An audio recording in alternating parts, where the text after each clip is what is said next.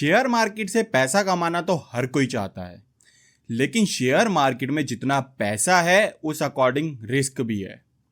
And ये risk investor कम कैसे करते हैं? बेसिकली अब डाइवर्सिफिकेशन से। ये डाइवर्सिफिकेशन क्या होता है, कैसे करते हैं, क्यों इंपॉर्टेंट है, सारी चीजें डिस्कस करते हैं। सो बिना टाइम वेस्ट करते हुए शुरू करते हैं। सो सबसे पहले समझते हैं डाइवर्सिफिकेशन क्या होता है एंड इंपॉर्टेंट क्यों। देखो, डाइवर्सिफिकेशन सिंपली मींस अपनी इन्वेस्टमेंट को डिफरेंट एसेट क्लासेस, इंडस्ट्रीज और ज्योग्राफिक रीजन में बांटना, जिससे हमारा रिस्क बेसिकली कम हो जाता है। इमेजिन करो आपने अपना सारा पैसा एक ही कंपनी में लगा दिया एंड वो कंपनी अगर कुछ इश्यूज फेस करती है तो आपकी एंटायर इन्वेस्टमेंट सफर करेगी। और वही अगर मनी स्प्रेड कर दे across various stocks, bonds, real estate और अदर एसेट क्लास में, तो हमारा ओवरऑल पोर्टफोलियो का कुछ हिस्सा ही इंपैक्ट होगा।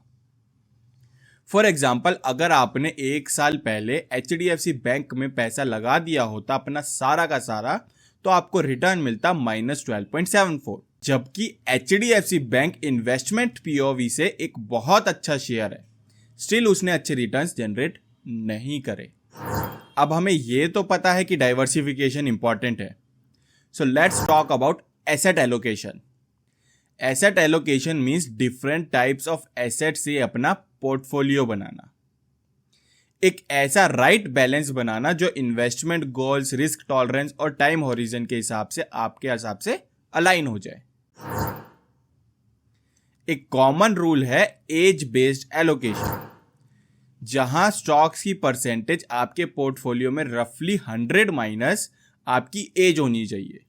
फॉर एग्जाम्पल, अगर आप 30 साल के हैं तो आपके पोर्टफोलियो में 70% stocks and 30% bonds and other fixed income securities होनी चाहिए।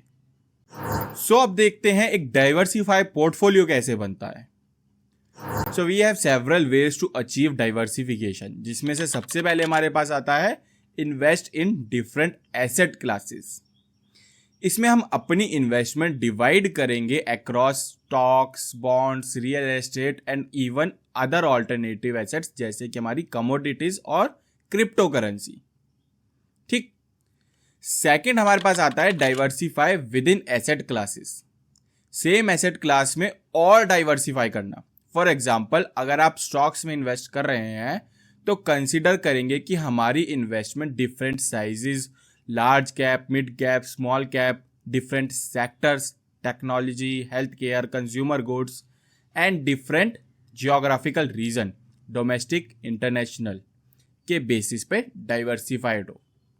देन लास्ट हमारे पास आता है म्यूचुअल फंड्स और ETF और mutual funds exchange traded fund basically पैसा इकट्ठा करते हैं मल्टीपल इन्वेस्टर से एंड देन एक डाइवर्सिफाइड पोर्टफोलियो क्रिएट करते हैं। ये सिंपली इंस्टेंट डाइवर्सिफिकेशन होता है और प्रोफेशनल्स इन्हें मैनेज करते हैं। सो अब आपको लग रहा होगा कि चलो पोर्टफोलियो डाइवर्सिफाई हो गया तो हमारा काम खत्म हो गया, लेकिन नहीं, काम खत्म नहीं, अब शुरू हुआ है। अब ये इंपॉर्टेंट है कि हम उसको रेगुलरली मॉनिटर करें एंड टाइम टू टाइम हम उसको रीबैलेंस करें, जिससे हमारा डाइवर्सिफिकेशन जो है वो मेंटेन रहे, हमारे रिटर्न्स मेंटेन रहे। लेकिन ये रीबैलेंसिंग क्या होता है?